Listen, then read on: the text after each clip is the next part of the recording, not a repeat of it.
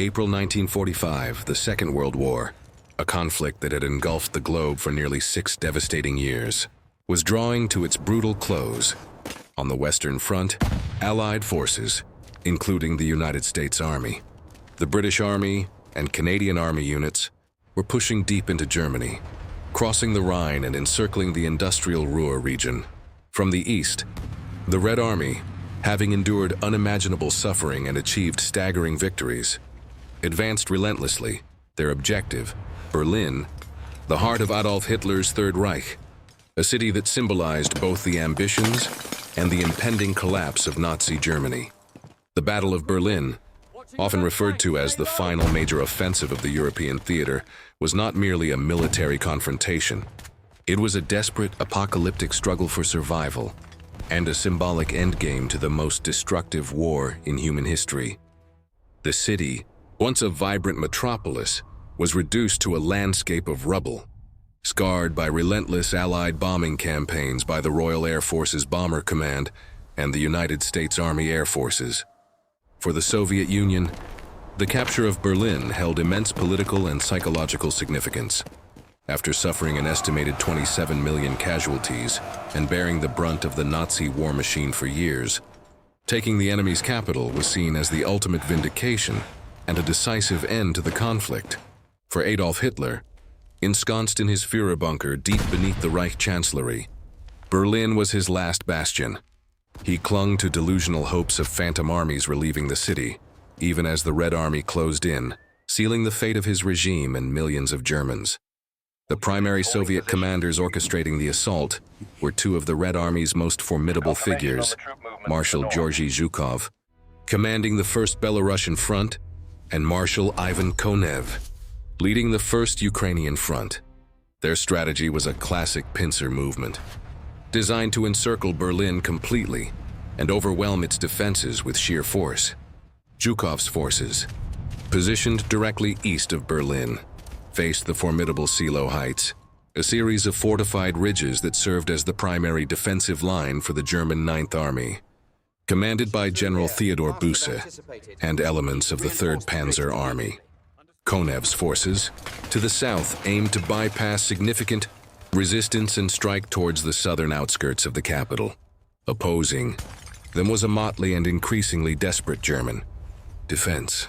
The remnants of the Wehrmacht and Waffen-SS, including veterans of the Ninth Army and the LVI Panzer Corps, were supplemented by the hastily formed Volkssturm, civilian militias, many elderly men, and the fanatical Hitler Youth, some as young as 12. General Helmuth Weidling, commander of the LVI Panzer Corps, was appointed commander of the Berlin defense area on April 22nd, tasked with a hopeless defense. The battle commenced on April 16, 1945, with a colossal artillery barrage, unlike anything seen before. Over 9,000 artillery pieces of the First Belarusian Front opened fire along the Oder-Neisse line, illuminating the pre-dawn sky with a terrifying glow. This was the prelude to Zhukov's assault across the Oder River towards the Silo Heights. The fighting at Silo Heights was brutal and costly. German defenders dug into well-prepared positions, inflicted heavy casualties on the advancing Soviet infantry and tanks, particularly the T-34-85 medium tanks. Despite fierce resistance, the superior numbers and relentless pressure of the First Belarusian Front, including units like the 3rd Shock Army, eventually broke through by April 19th simultaneously. Marshal Konev's First Ukrainian Front executed a rapid flanking maneuver, driving north across the Neisse River and bypassing German strongpoints. Their rapid advance caught the German high command by surprise, shattering the southern defenses and enabling a swift push towards the Spree River and the southern suburbs of Berlin. By April 20th, Adolf Hitler's 56th birthday, Soviet artillery began shelling Berlin itself for the first time. The roar of the Joseph Stalin II heavy tanks and the rattle of PPSH-41 submachine guns became the city's new soundtrack. The encirclement of Berlin was effectively completed by April 24th, trapping hundreds of thousands of German soldiers and civilians within the city limits. Inside the Führer bunker, Hitler's grip on reality fractured further. He issued orders for divisions that no longer existed and condemned his generals for perceived failures.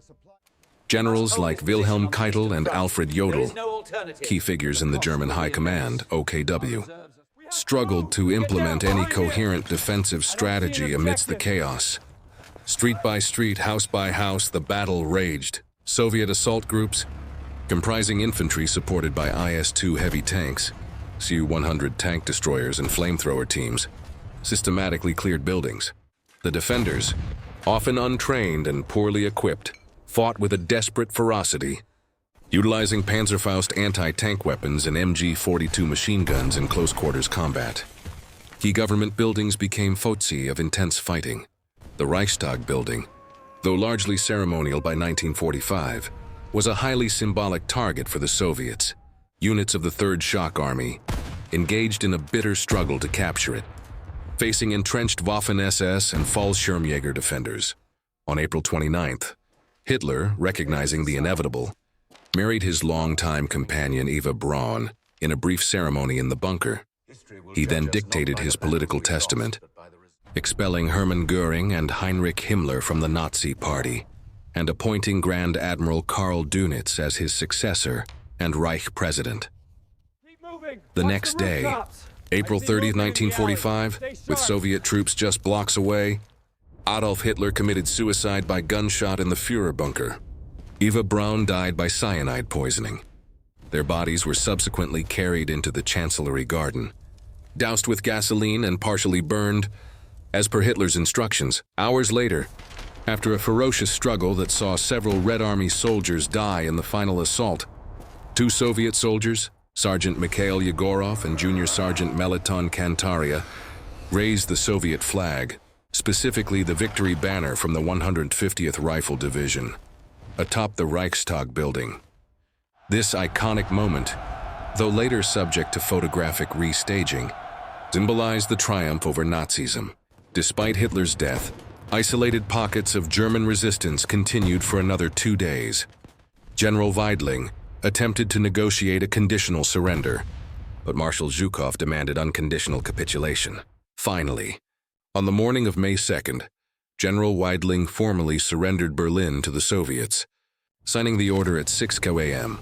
The fall of Berlin marked the decisive end of major combat operations on the Eastern Front and effectively sealed the fate of Nazi Germany.